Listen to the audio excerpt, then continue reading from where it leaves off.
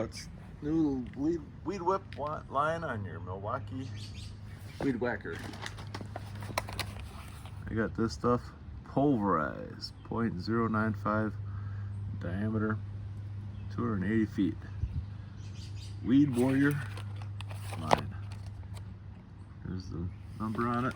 So first of all, I just have a little bit left on my head. And as you can see, this is a button. There's one on the opposite side.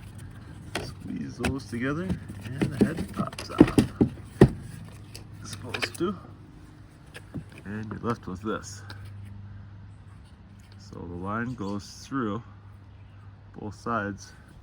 I just have it kind of hokey for now because I ran out of line at my hour and a half away. So I just made do. But what I'm going to do is pass it straight through and then wrap it around the top and the bottom. So you're going to need a wire cutter or a knife or something of some sort. So as you can see, there's a hole straight through there. I'm going to pass a fair amount of weed whip line through there. As you can see, that one's going to come out the bottom. This will be the bottom. And this one's going to come out and wind around the top. This I'm going to call the top.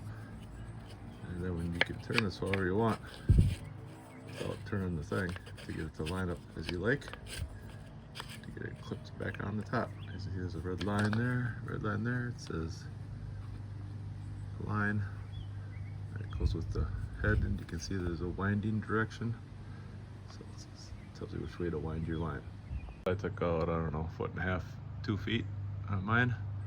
And we'll wind them in the direction that the top said. So I'm holding with my finger, so I don't unwind. I pass it through and clip it in the head. Should also note it says load right there with a red dash. There's the red dash on either side of this as well.